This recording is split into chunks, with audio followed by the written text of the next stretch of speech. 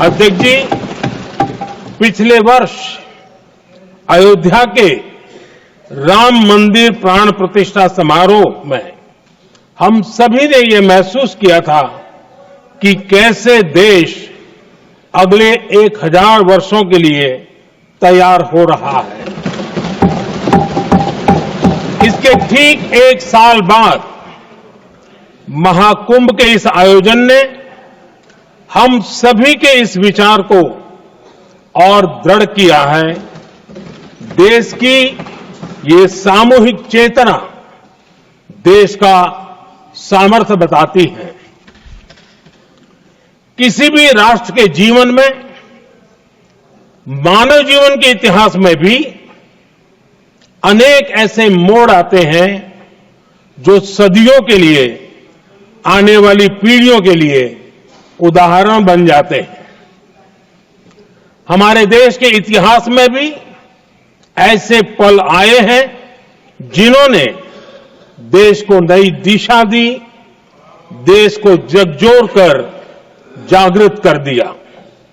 जैसे भक्ति आंदोलन के कालखंड में हमने देखा कैसे देश के कोने कोने में आध्यात्मिक चेतना उभरी।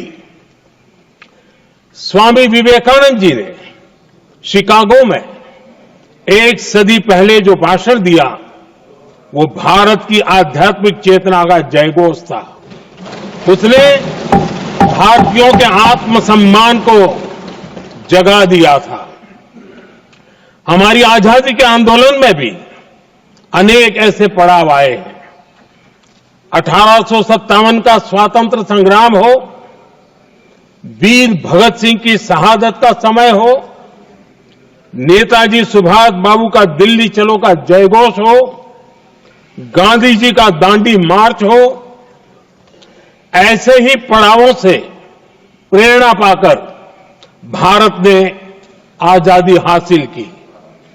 मैं प्रयागराज महाकुंभ को भी ऐसे ही एक अहम पड़ाव के रूप में देखता हूं, जिसमें जागरूक होते हुए देश का प्रतिबिंब नजर आता है। अध्यक्ष जी, हमने करीब 1.5 महीने तक भारत में महाकुंभ का उत्साह देखा, उमंग को अनुभव किया। कैसे सुविधा असुविधा की चिंता से ऊपर उठते हुए कोटि कोटि श्रद्धालु श्रद्धा भाव से जुटे, ये हमारी बहुत बड़ी ताकत है। लेकिन ये उमंग, ये उत्साह सिर्फ यहीं तक सीमित नहीं था।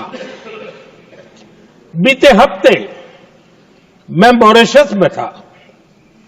मैं त्रिवेणी से, प्रयागराज से महाकुंभ के समय का पावन जल लेकर गया था।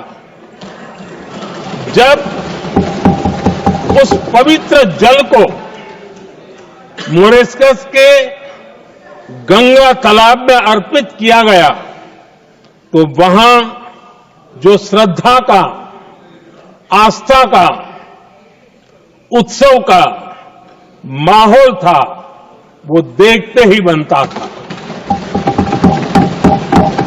ये दिखाता है कि आज हमारी परंपरा, हमारी संस्कृति, हमारे संस्कारों को आत्मसात करने की, उन्हें सेलिब्रेट करने की भावना कितनी प्रबल हो रही है।